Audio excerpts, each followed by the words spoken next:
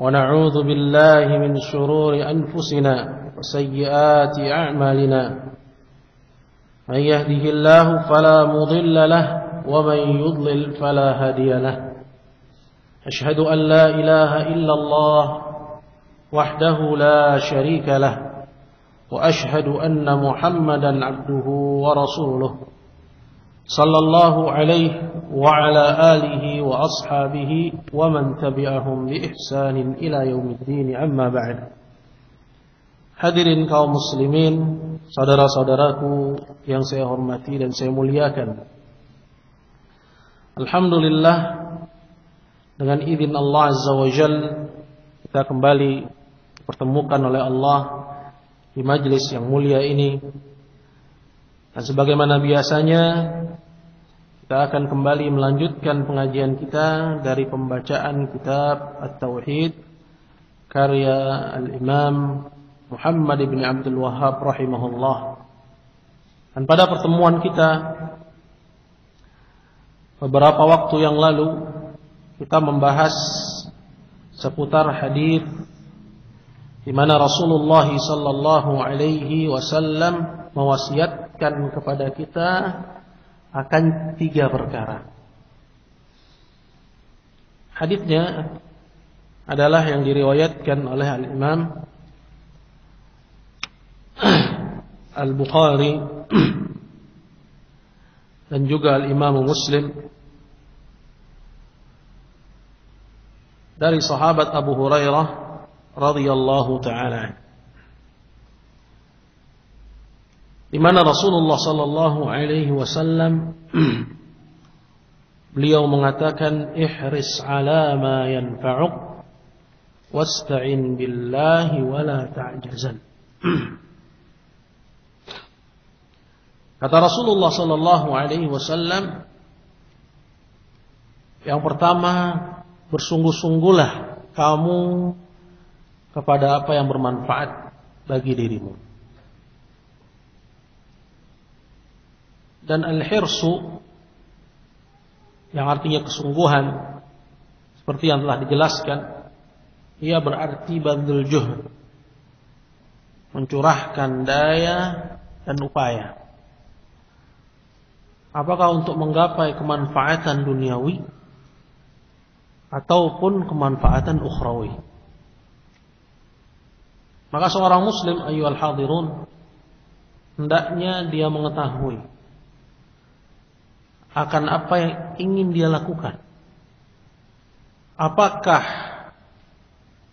perbuatan itu mendatangkan kemanfaatan ataukah sebaliknya mendatangkan kemudaratan.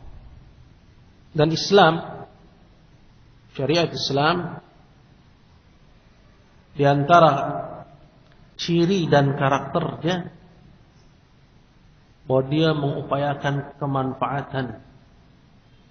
Baik apakah itu kemanfaatan yang khalisah, yang murni, atau kemanfaatan yang rajihah. Kemanfaatan yang rajihah.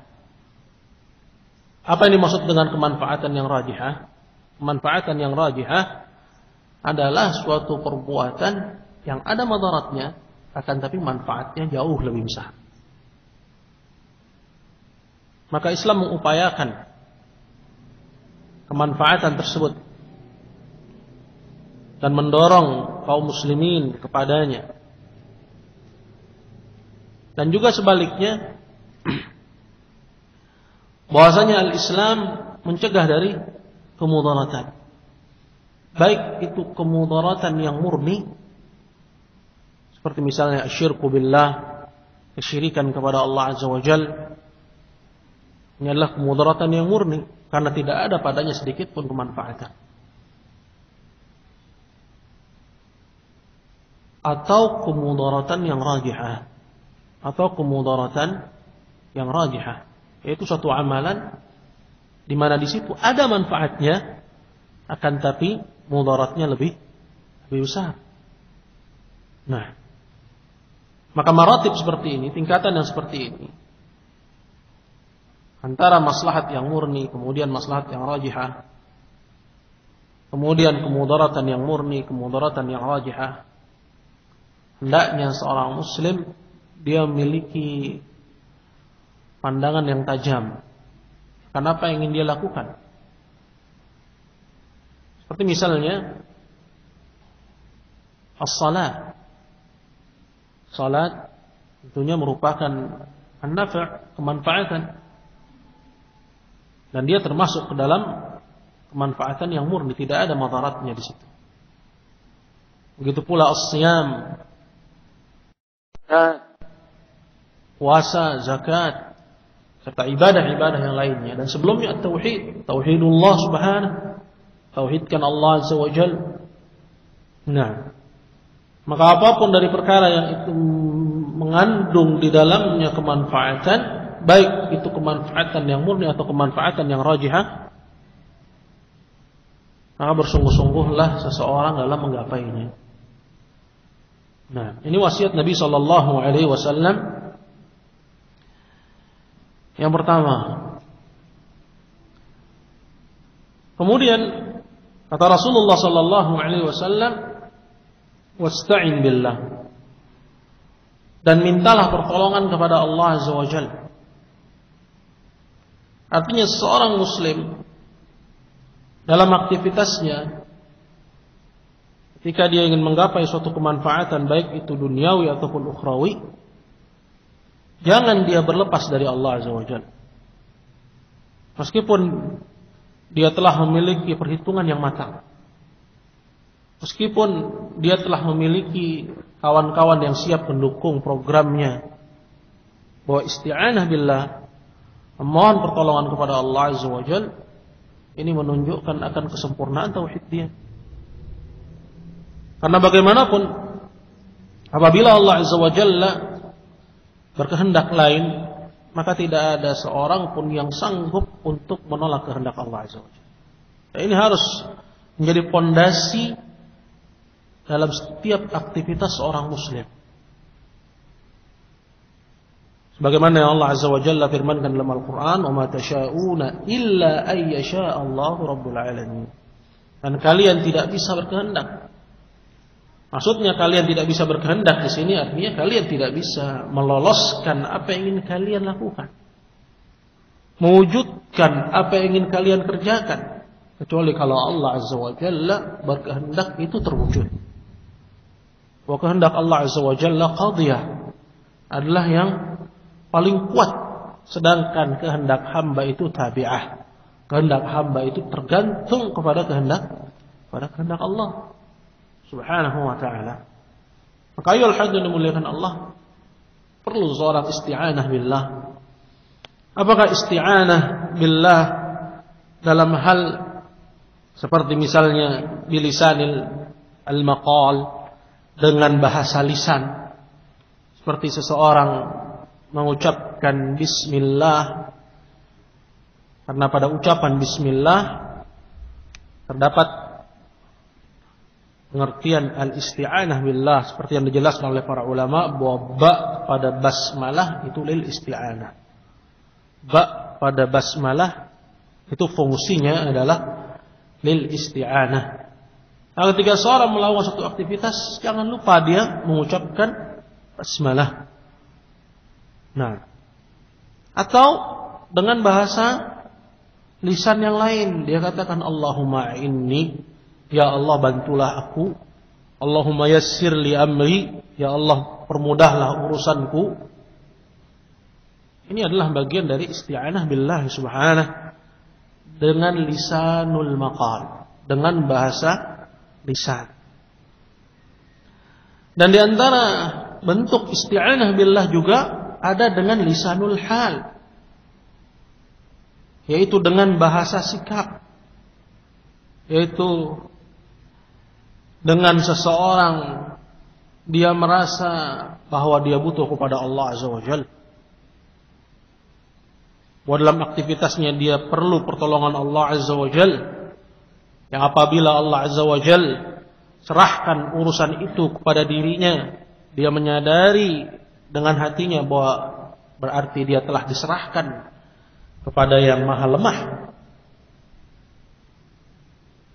sehingga dia perlu terus bersandar kepada Rabbnya Jalla wa'ala. Dan termasuk juga isti'anah, minta pertolongan dengan bahasa sikap adalah menjaga sikap untuk dia tidak bermaksiat kepada Allah Azza wa Jalla. Karena zat yang akan membantumu kalau kamu bermaksiat kepadanya, dia juga yang akan kamu bermaksiat kepadanya.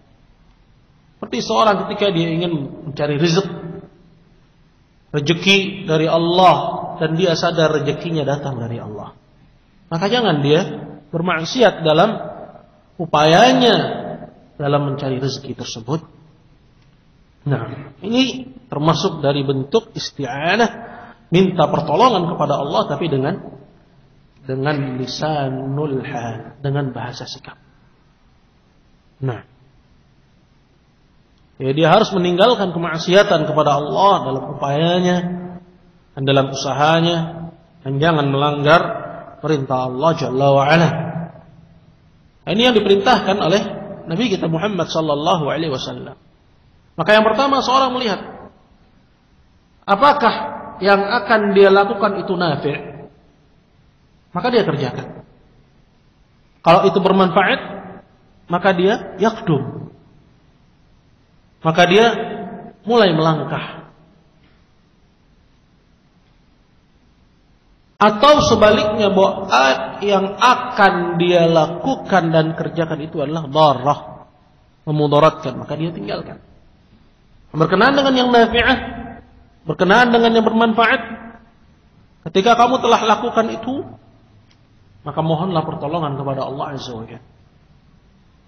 Kemudian nasihat Nabi sallallahu alaihi wasallam, dan ini nasihat ats-tsalitsah, nasihat yang ketiga, wala ta'jizan, dan jangan kamu merasa lemah. Maksud dari jangan kamu merasa lemah, bukan jangan kamu ditimpa kelemahan. Karena seorang ditimpa kelemahan itu adalah suatu hal yang lumrah. Seperti seorang yang memang dia tidak memiliki bekal, tidak memiliki sedikit pun pengetahuan untuk mengerjakan aktivitas tertentu, meskipun dia tahu bahwa itu bermanfaat, dia tidak mampu. Mungkin misalnya dia nggak punya modal atau yang lain. Ini suatu hal yang mau tidak mau terjadi. Akan tapi yang dimaksud dengan wala ta'jizan, dan jangan kamu merasa lemah, artinya yaitu jangan kamu kerjakan perbuatan orang-orang yang malas, dengan seorang bermalas-malasan. Dan ini seperti yang kemarin telah kita sampaikan dan singgung, bahwa banyak dari kaum muslimin yang mereka melihat akan suatu amalan dan itu nafi'ah, dan pekerjaan itu bermanfaat, kemudian dia berusaha untuk menggalang bagaimana agar pekerjaan itu terwujud. Maka ketika pekerjaan itu terwujud, dia meninggalkan. Dia meninggalkannya. Dia berbuat seperti layaknya orang-orang yang malas.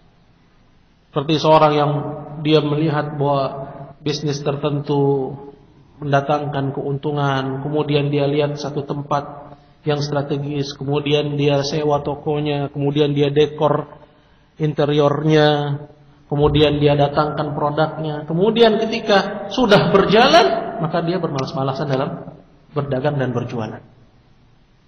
Ini adalah perbuatan orang-orang yang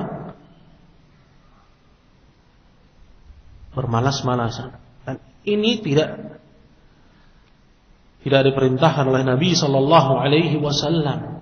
Dan Nabi sallallahu alaihi wasallam melarangnya, wala ta'jizan, dan jangan kamu merasa lemah. Artinya kapan seorang mengetahui bahwa suatu amalan itu bermanfaat, maka hendaknya dia bersungguh-sungguh untuk dia mewujudkannya,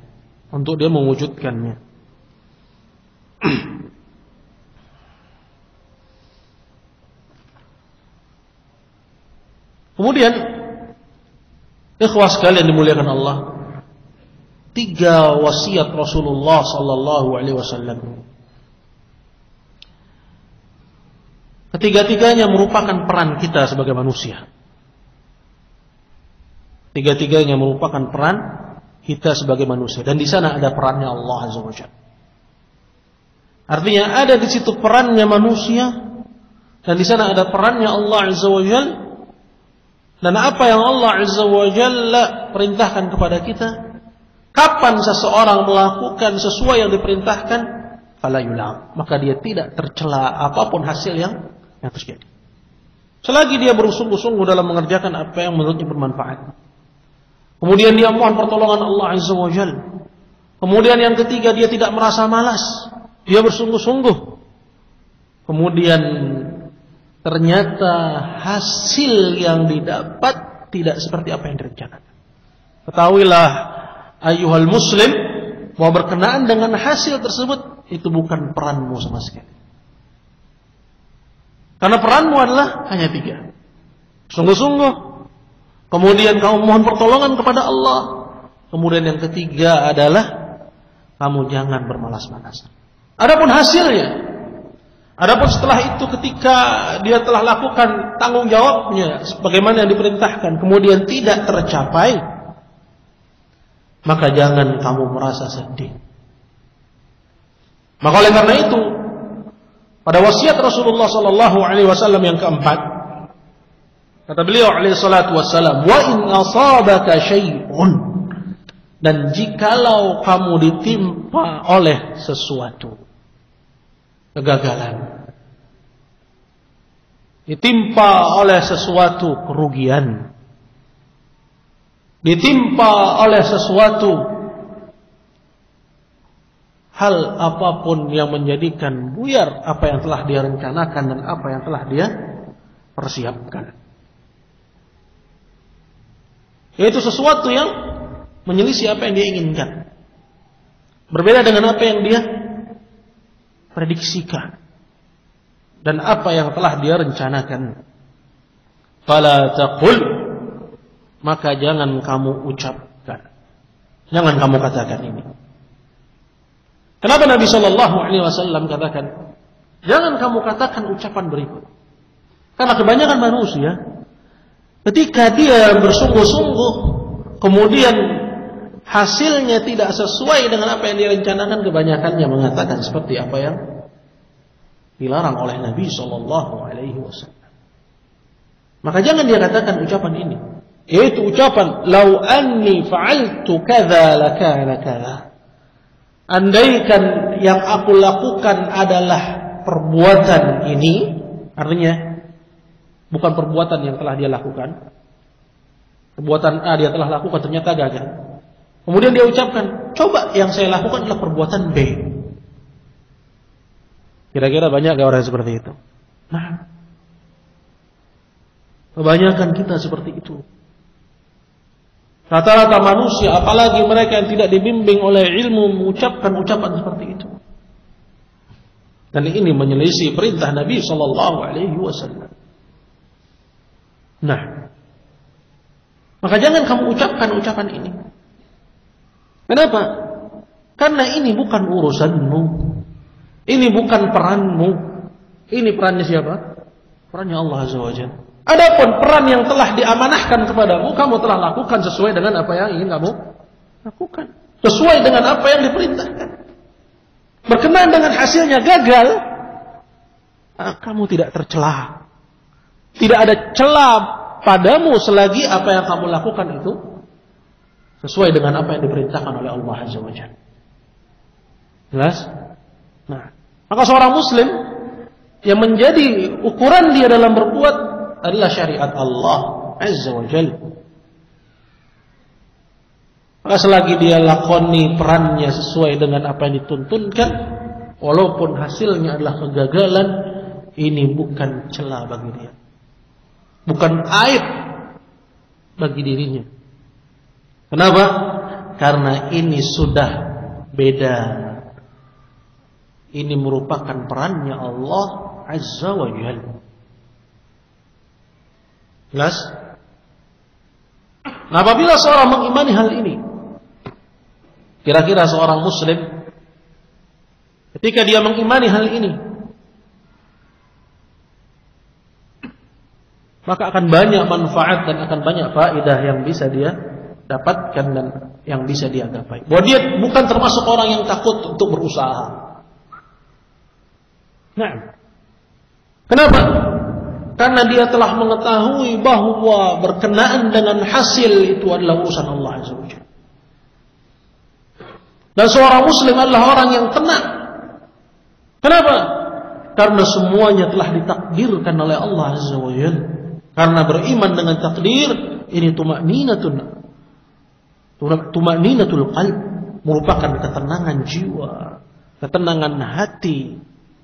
Ketika seorang beriman dengan takdir, baik itu takdir yang baik maupun takdir yang buruk. Nah,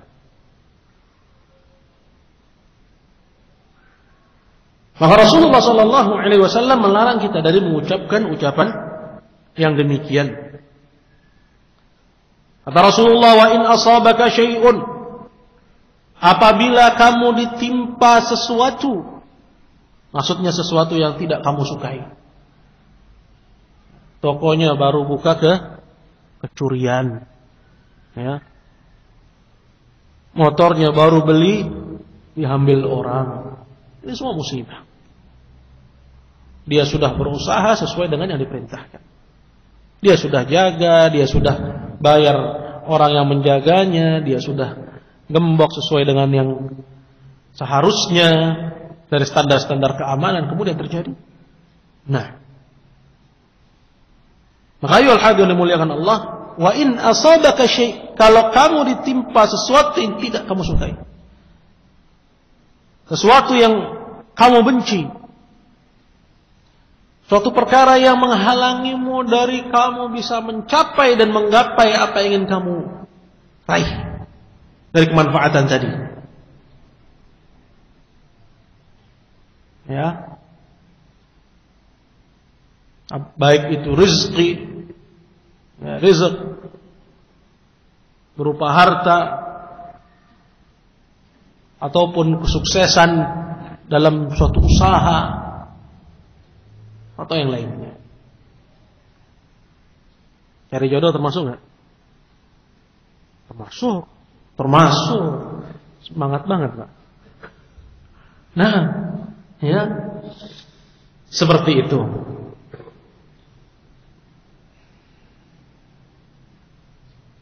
Maka kata Rasulullah, "Fala taqul law anni fa'altu kadza lakana kadza."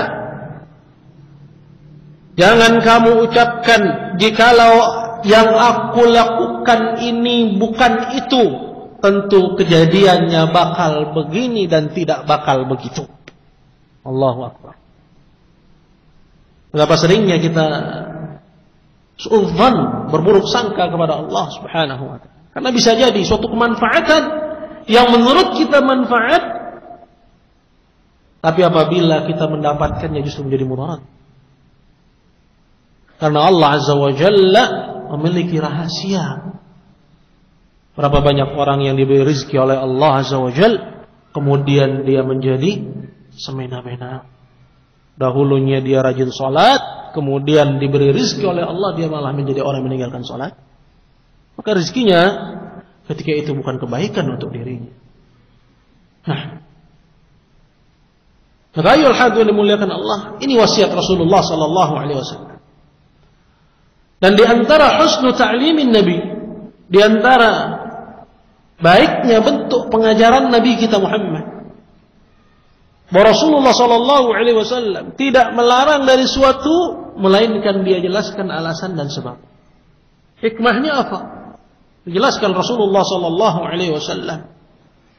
Seperti disebutkan di akhir hadis, kata Rasulullah sallallahu alaihi wasallam, "Fa inna law", karena ucapan seperti itu, ucapan law, kalau saja, andai saja,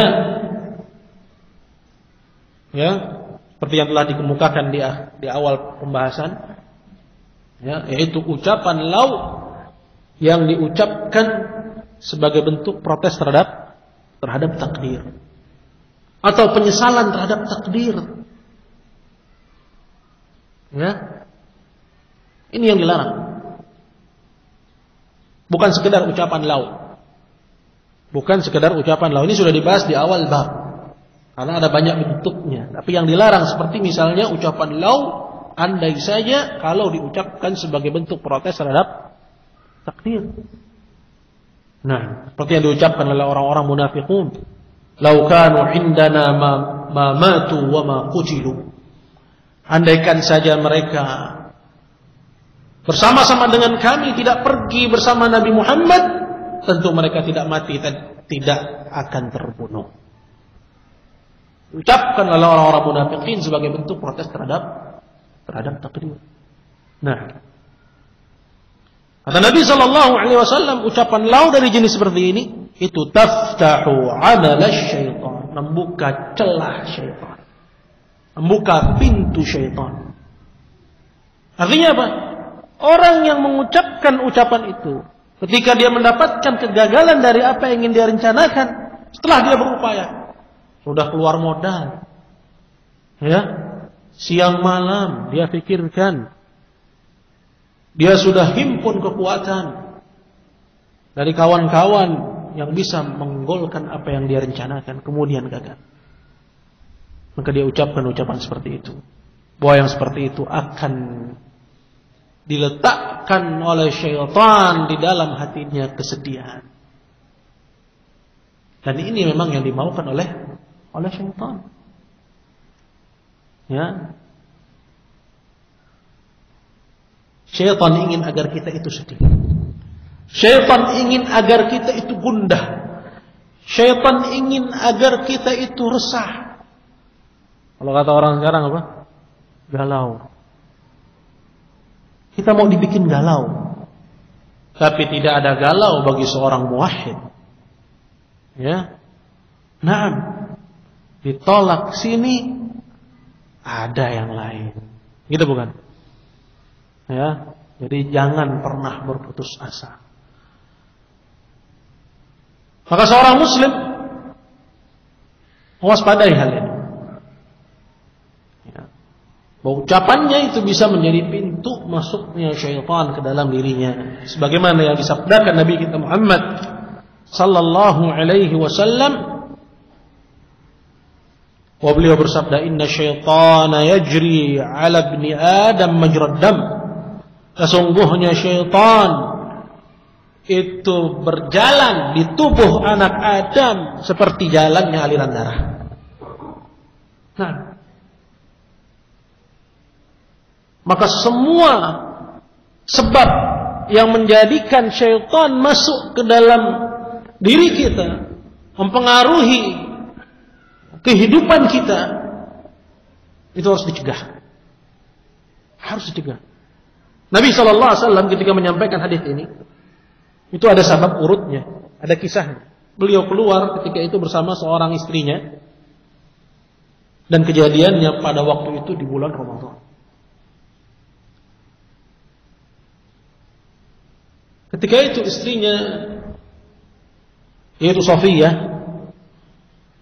menemui Rasulullah SAW, dan beliau ketika itu sedang i'tikaf di masjid. Kemudian terjadilah perbincangan antara suami dan istri hingga larut malam. Lantas Rasulullah SAW keluar masjid bersama Safiyah, ingin mengantarkan Safiyah pulang.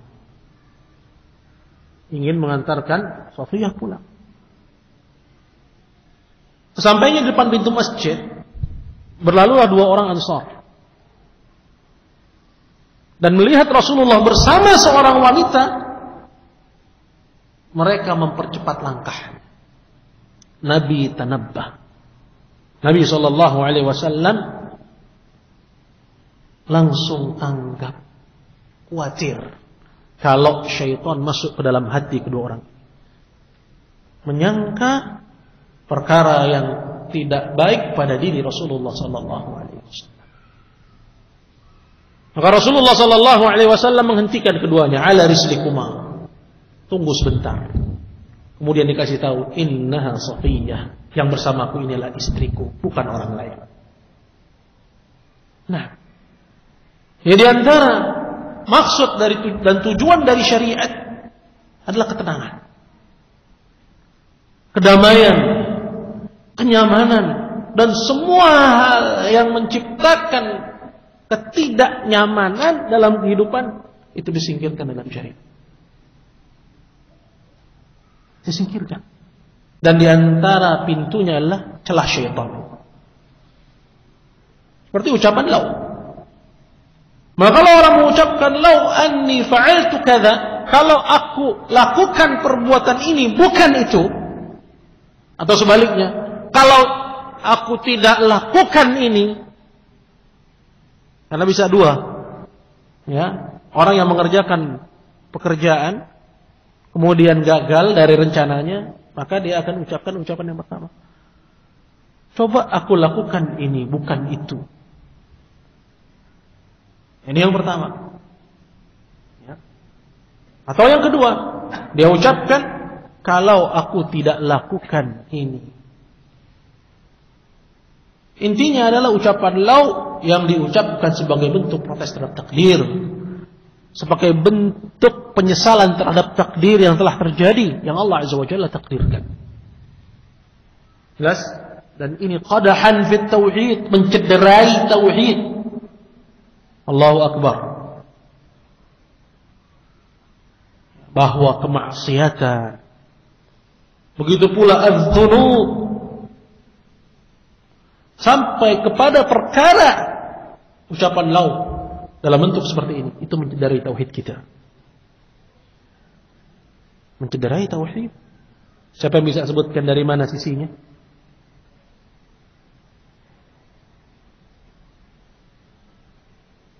Kenapa ucapan lau dikatakan mencederai tauhid? Nah, dalam pembahasan takdir dijelaskan oleh para ulama bahwa barang siapa yang dia ridha kepada Allah Azza wa Jalla sebagai Rabbnya, ya, dia harus ridha kepada apa yang Allah Azza wa Jalla putuskan untuknya. Maka orang yang ridha kepada takdir, baik itu merupakan takdir baik ataupun takdir yang buruk, dialah orang yang ridha Allah sebagai Rabbnya. Karena di antara arti Allah itu apa? Dzul uluhiyah, dan di antara karakteristiknya dia adalah mengatur urusan hambanya. Takdir adalah di antara aturan Allah Subhanahu wa ta'ala. Allah muliakan fulan, Allah hinakan allan, Allah beri dia rizki, yang ini ditahan, dan seterusnya. Ini aturan Allah Subhanahu wa ta'ala. Allah muliakan siapa yang ingin dia muliakan, Allah hinakan siapa yang ingin dia hinakan. Ayyuhal hadirun yang dimuliakan Allah. Ucapan lau itu qadahan fit tauhid. Meskipun tidak kita katakan bahwa ucapan lau ini membatalkan tauhid, akan tapi dia mencederai kesempurnaannya, melukai kesempurnaannya. Bahwa ada aib dalam tauhid kita. Maka waspada bagi orang yang menginginkan kesempurnaan tauhid kepada Allah Subhanahu wa ta'ala. Maka kata Rasulullah sallallahu alaihi wasallam, walakin jangan ucapkan ini, tapi ucapkan itu. Jangan ucapkan kalau, ya, lau anni fa'altu kadza. Kalau saja aku tidak lakukan ini, atau aku lakukan ini, tidak aku lakukan itu. Ucapan ini jangan diucapkan, tapi ucapkan seperti yang aku ajarkan. Apa itu? Yaitu ucapan yang dituntunkan Nabi sallallahu alaihi wasallam, qadarullah, qadarullah, wa ma syaa fa'al. Artinya adalah bahwa ini sudah ditakdirkan oleh Allah. Dia tahu bahwa itu bukan perannya, itu bukan lahannya. Adapun lahannya, perannya, dia sudah berupaya sesuai yang diperintahkan Allah Azza wa Jalla. Kemudian setelahnya ditakdirkan kegagalan, ditakdirkan kerugian.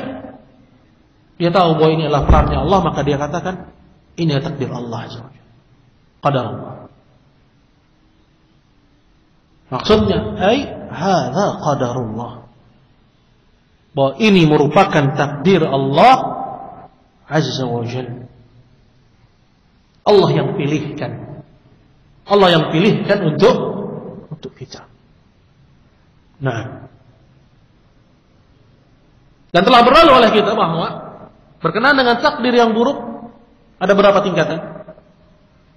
Siapa yang ingat?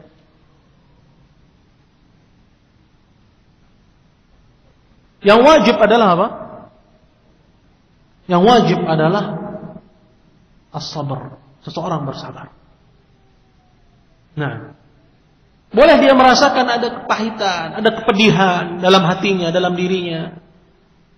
Ditakdirkan kerugian, ditakdirkan kegagalan, ditakdirkan tidak diterima. Melamar satu pekerjaan, atau melamar anak orang gitu kan. Qadarullah. Seperti ini.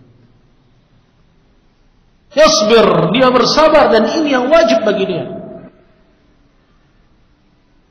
Kemudian yang kedua, nah ini kadar mustahab, kadar yang lebih tinggi dari kadar kesabaran. Apa itu? Ridho. Itu dia ridho. Kalau sabar, ya,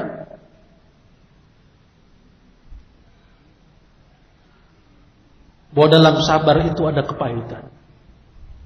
Bahwa kesuksesan yang ingin dia capai itu tentunya lebih dia sukai daripada kegagalan. Maka ketika diberi kegagalan, dia ngerasa pahit nggak? Pahit. Udah diincar 3 bulan gitu kan? Dia sudah berusaha deketin orang tuanya, tapi ternyata qadarullah ditolak. Ya, sudah diusahakan modal sekian banyak, kemudian perhitungan yang matang, tapi qadarullah ada kepahitan dalam dirinya. Tapi dia yasbir, bersamaan dengan pahitnya apa yang dia rasa, dia tahan lisan, karena as-sabr artinya apa? Al-habs. Dia menahan lisan. Menahan lisan dari tasakhut, dari ucapan yang mengundang kemurkaan Allah, dari mencela Allah Azza wa Jalla. Seperti ucapan Allah tidak adil yang banyak diucapkan oleh orang-orang. Ya, Allah enggak adil, lantas kamu yang adil. Ini kan mustahil. Ya, kalau Allah saja tidak adil, terus kamu yang adil. Nah, menahan diri dari ghibah, menahan diri dari namimah, tahan lisan, menahan tangannya tidak dia gunakan untuk melampiaskan amarahnya. Ya, ketika datang khabar berita bahwa usahanya gagal, maka dia tahan pula tangan. Dia tahan kakinya, tahan anggota badannya dari melakukan hal yang dimurkai Allah. Ada pahit dalam hatinya? Ada kepahitan. Tapi dia tahan itu semua untuk dia ungkapkan. Innamas sabru inda sadmatil ula. Karena yang namanya kesabaran itu adalah ketika hantaman yang pertama. Kalau sudah curhat kemudian bilang, saya sih sabar, tapi udah curhat sana, curhat sini, curhat sana, curhat sini. Mau sabar itu namanya?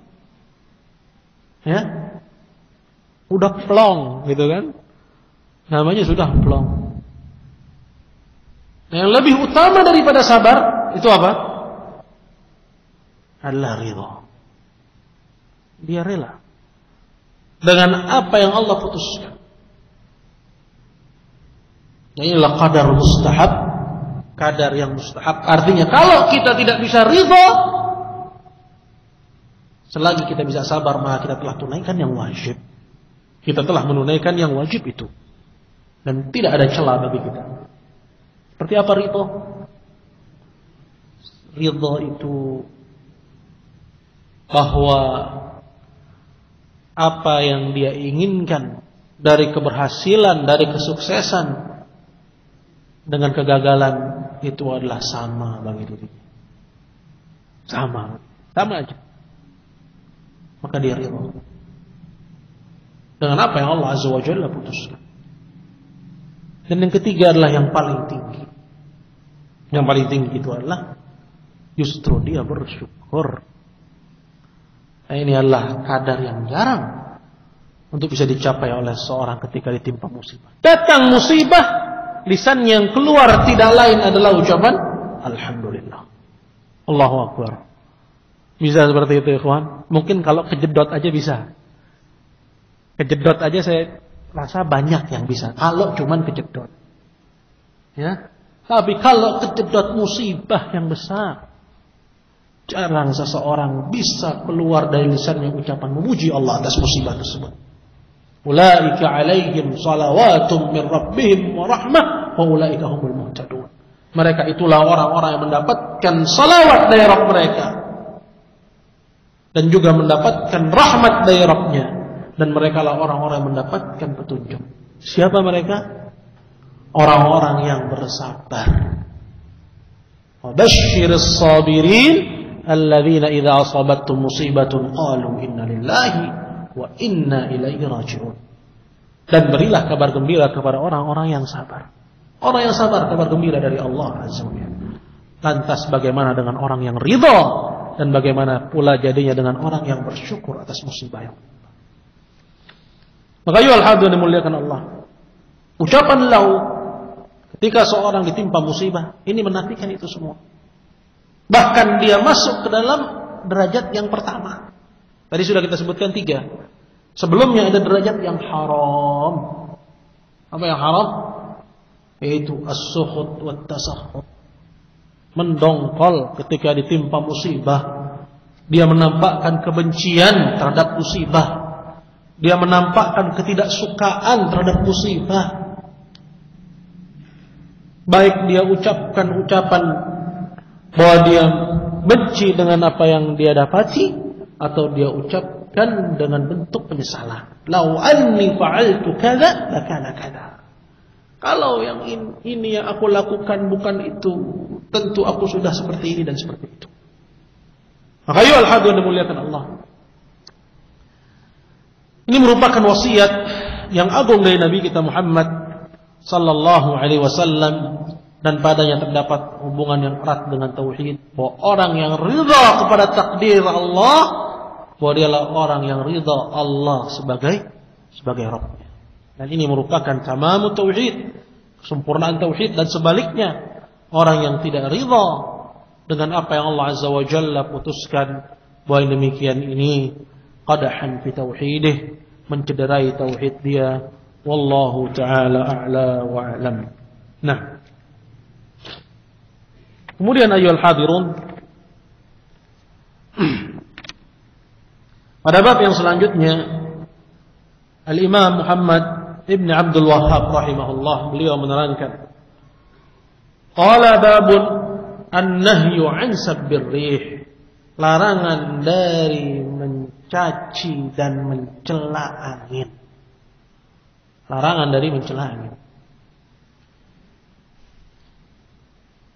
Dan tidak dijelaskan di sini apa hukumnya. Apa hukumnya orang yang mencela angin. Dan sab adalah asyatam. Sab dalam bahasa Arab artinya adalah syatam, celaan, aib, menisbatkan aib, wal qadah, menjelek-jelekkan. Ini semua masuk pengertian sab. Begitupun juga al-la'n, laknat atau melaknat, atau yang diistilahkan dengan mengutuk, ya, mengutuk dan yang semisalnya. Maka ucapan apapun yang masuk dalam pengertian ini menisbatkan aib, ya, kepada angin, begitupun juga mencelanya, melaknatnya, mengutuknya, menjelek-jelekkannya, bahwa itu dilarang oleh Nabi kita Muhammad sallallahu alaihi wasallam. Hal itu dilarang oleh Nabi kita Muhammad sallallahu alaihi wasallam. Nah, dan hikmah dari dilarangnya seseorang mencela angin jelas. Karena celaan kepada makhluk adalah celaan kepada yang menciptakannya. Celaan kepada makhluk adalah celaan kepada yang menciptakan. Pada hakikatnya bab ini ada kaitannya dengan bab yang sebelumnya. Yaitu bahwa pada bab ini secara umum pesan yang ingin disampaikan oleh Syekh Muhammad bin Abdul Wahhab untuk seseorang ridha dengan takdir Allah Azza wa Jalla. Dan di antara bentuk ridha adalah ridha bahwa Allah Azza wa Jalla kirimkan dengan angin tersebut, di antaranya dia mengirimkan aroma yang tidak sedap. Misalnya disebabkan bertiupnya angin misalnya dari arah Bantar Gebang, atau dari TPU terdekat, atau dari truk sampah yang lewat. Ini kan disebabkan oleh karena angin. Atau hal-hal yang tidak disukai seperti misalnya disebabkan oleh karena angin, menaikkan volume gelombang lautan hingga akhirnya merusak kapal-kapal nelayan, merusak rumah-rumah nelayan di pesisir pantai, merusak fasilitas-fasilitas yang dibangun misalnya di pinggiran pantai. Juga di antara hal-hal yang buruk yang disebabkan oleh karena angin. Begitu juga menumbangkan pohon, bahkan menumbangkan rumah-rumah, menerbangkan orang-orang. Ini adalah hal yang tentu kita tidak inginkan. Tapi bisa terjadi dan bisa menimpa. Bisa terjadi dan bisa menimpa. Nah, maka kapan terjadi sesuatu yang tidak kita sukai, maka jangan cela. Jangan cela itu. Kenapa? Karena itu adalah Allah yang mentakdirkan. Allah Azza wa Jalla yang pilihkan. Allah Azza wa Jalla yang pilihkan. Dia pilihkan itu untuk kita, untuk negeri kita, untuk fulan, untuk alan. Allah pilihkan yang tidak kita sukai untuk kita. Maka di antara bentuk keridhaan seorang hamba Allah sebagai Rabbnya, dia juga harus ridha dengan pilihan Allah itu. Susah gampang ini, kawan. Wallahi susah ini. Ini butuh kepada ilmu tentang Allah Azza wa Jalla, tentang keindahan nama-namanya, keagungan sifat-sifatnya, dan hukum-hukum yang terkandung di dalam nama-nama dan sifat-sifat Allah Azza wa Jalla, yang akan menumbuhkan rasa harap, rasa kecintaan kepada Allah, rasa penerimaan kepada Allah, berbaik sangka kepada Allah Azza wa Jalla. Ini gak gampang dan ini adalah perkara yang sulit. Mungkin teorinya gampang, tapi kapan itu menimpa, itu adalah perkara yang sulit. Untuk seseorang ridha kepada Allah, dengan dia ridha kepada apa yang Allah Azza wa Jalla pilihkan. Untuk dia dari musibah, untuk dia dari bencana. Tapi bukan berarti seorang minta bencana loh. Seperti yang dilakukan oleh sebagian penulis, penyair, para sastrawan. Mungkin antum tahu itu ada sebuah buku yang ditulis oleh seorang Kiai Mbeling. Tahu Kiai Mbeling? Dia bilang dalam bukunya itu, buku sajak isinya, doa mohon kutukan. Ini nggak boleh. Ini bertentangan dengan konsep Islam. Justru doa kita mohon rahmat, mohon ampunan atas dosa yang kita lakukan, kita mohon kepada Allah Azza wa Jalla dimaafkan. Jangan mohon kepada Allah semoga Allah hukum.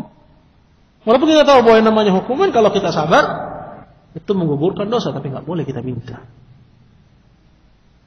Justru yang kita minta adalah yang paling akmal, yang paling sempurna. Apa itu? Ampunan, maaf Allah. Allahumma innaka afuwun tuhibbul afwa fa'fu anni. Ya Allah, sungguhnya Engkau adalah zat yang suka memaafkan, maka maafkanlah aku. Maafkan atas semua kesalahan dan dosa. Jadi minta kepada Allah bukan hukuman, tapi minta kepada Allah adalah apa? Adalah ampunan dan maaf dari Allah Jalla wa Ala. Dan Nabi kita Muhammad sallallahu alaihi wasallam mengatakan, "Wa inni la astaghfirullah fil yawm aktsara min 70 marrah." Dan sesungguhnya aku mohon ampun beristighfar kepada Allah dalam sehari itu lebih daripada 70 kali. Nabi minta hukuman atau justru dia minta ampunan? Istighfar. Ya, memohon apa? Ampunan. Ya, memohon ampunan dari Allah Azza wa Jalla. Nah, maka ayyuhal hadirin mulia Allah, ini maksud dari bab kaitannya dengan takdir. Bahwa seorang harus ridha kepada apa yang Allah pilihkan. Harus ridha kepada Allah apa yang Allah Azza wa Jalla pilihkan untuk dia dari hal-hal yang tidak sesuai dengan seleranya. Hal yang tidak sesuai dengan selera dari takdir Allah yang buruk. Nah, maka ayyuhal hadirin dimuliakan Allah. Oleh karena itu kita dilarang dari mencela angin. Dilarang dari kita mencela angin. Karena diantara apa yang didatangkan oleh angin itu dari keburukan-keburukan. Karena mencelanya itu berarti mencelai Allah yang menciptakannya. Mencela Allah Azza wa Jalla yang menciptakannya. Dan ini bertentangan dengan kesempurnaan tauhid. Bertolak belakang dengan keutuhan seorang muslim yang ridha kepada Allah sebagai Rabbnya. Maka dikatakan oleh penulis, qala an Ubay, disebutkan dalam sebuah hadis dari Ubay bin Ka'b radhiyallahu anhu anna Rasulullah, bahwasanya Rasulullah sallallahu alaihi wasallam berkata, la tasubbur rih, jangan kalian cela angin. Ini larangan dari Nabi sallallahu alaihi wasallam.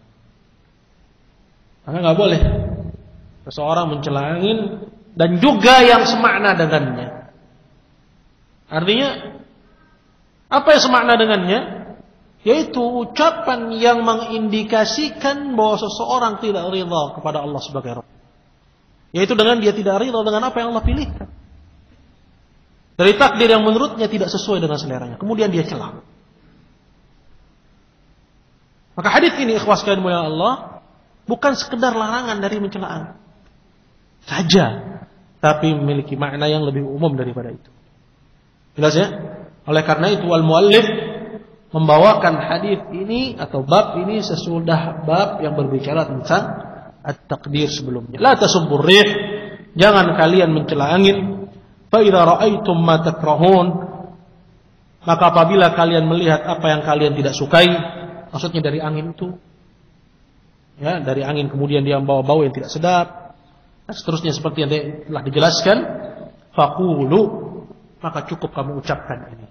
Masya Allah, lihat sempurnanya ajaran Islam, ya, indahnya ajaran Rasulullah Sallallahu Alaihi Wasallam. Maka kalau seorang Muslim mengetahui hal ini akan timbul kecintaan dia kepada Islam. Apa ada ajaran selain dalam ajaran Islam? Ya, ketika seorang bersin misalnya, untuk seorang membaca Alhamdulillah, kemudian yang mendengarnya menjawab dengan ucapan Yarhamkallah. Ada misalnya dalam ajaran lain selain ajaran Islam, An-Nasara wal Yahud, ajaran Hindu, Buddha, cuman ada dalam Islam. Bahkan dalam perkara yang seperti disebutkan dalam pembahasan kita, ya, ketika seorang melihat yang dia tidak sukai dari angin, maka diminta dia untuk mengucapkan doa. Faqulu, kata Nabi, ucapkanlah Allahumma inna nas'aluka min khairi hadhihi rih. Ya Allah, ini doanya. Sesungguhnya kami meminta kepadamu dari kebaikan angin ini dan kebaikan apa yang terdapat padanya. Wa khairi ma umirat bih, dan kebaikan apa yang dia diperintahkan kepadanya. Nah, wa na'udzu bika min syarri hadhihi rih, dan sungguhnya aku berlindung kepadamu ya Allah dari kejelekan angin ini dan kejelekan apa yang ada padanya dan kejelekan apa yang dia diperintahkan kepadanya. Ayo alhamdulillah, Allah ini menunjukkan akan larangan dari Nabi Shallallahu Alaihi Wasallam dan hubungannya dengan kitab tauhid dan pembahasan kita seperti apa yang tadi telah dijelaskan. Wal ilmu indallah. Insyaallah selanjutnya akan diisi oleh Ustaz Abdul Bar. Jazakumullahu khairan.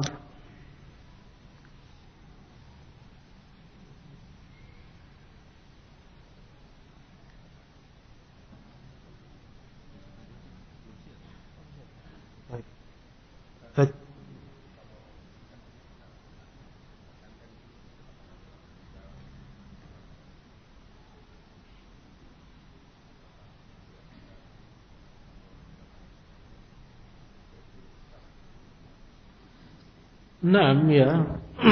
Semua ucapan yang mengandung makna yang sama, ya, dan redaksinya bisa berbeda, tapi artinya sama. Bahwa ucapan itu diucapkan sebagai bentuk tidak adanya ridha dia terhadap apa yang Allah Azza wa Jalla pilihkan. Tidak ada keridhaan dia terhadap takdir yang Allah Azza wa Jalla pilihkan. Termasuk juga angin, termasuk juga cuaca. Nah, termasuk juga zaman, bahkan berkenaan dengan zaman datang hadisnya secara khusus, la tasubbud dahr, jangan kalian mencela zaman. Nah, walaupun redaksinya berbeda.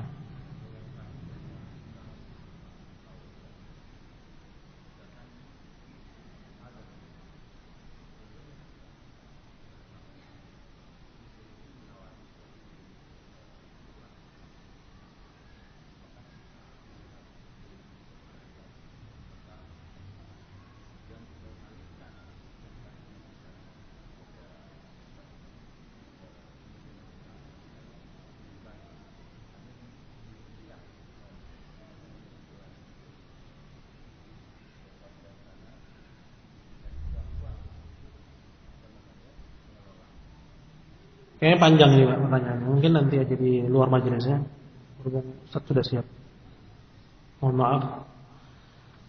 Subhanakallah bihamdika asyhadu an la ilaha illa anta astaghfiruka wa atubu ilaik. Assalamualaikum warahmatullahi wabarakatuh.